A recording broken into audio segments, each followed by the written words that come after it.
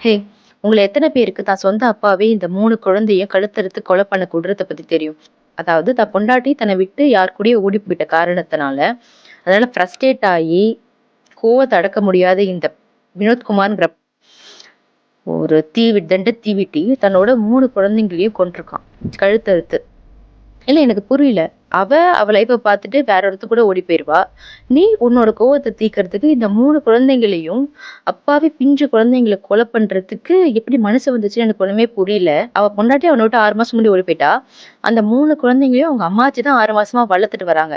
திடீர்னு ஒரு நாள் போய் அவங்க அம்மாச்சி கிட்ட அந்த குழந்தைங்கள சண்டை போட்டு கூட்டிட்டு வந்து, இந்த 3 குழந்தைகளையும் ஒருத்தரா ரூம்குள்ள கூட்டிட்டு போய் கொன்றுக்கான். இந்த மாரி விஷயத்தெல்லாம் பார்க்கும்போது தான் உண்மையா கடவுள் இருக்கா இல்லையா அப்படிங்கிறதே நமக்கு தெரியல. ஏன்னா ஒரு பக்கம் குழந்தையே இல்லாம, குழந்தைக்காக தவம் கிடக்கிறவங்க ஒரு சைடு இருக்காங்க. அதுக்காக ஐவி பண்ணி லட்ச லட்சமா காசு செலவு பண்றவங்க ஒரு பக்கம் இருக்காங்க. ஆனா ஒரு பக்கம் இந்த மாரி அனாமத்தா குழந்தைங்கள பெத்தவங்களே கொலை பண்றாங்க.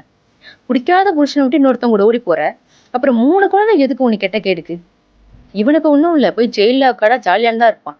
இல்ல கொஞ்ச நாள்ல பெயில்லயும் வந்துருவாய்ங்க. ஏற்கனவே இந்த 6 வயசு குழந்தைய ரேப் பண்ண ஒரு பண்ணாட இப்ப வெளியில வந்துட்டாரு ரீசனா. அந்த மாரி இவனும் வந்துருவான். அவ்வளவுதான் ஜஸ்ட் முடிஞ்சுது.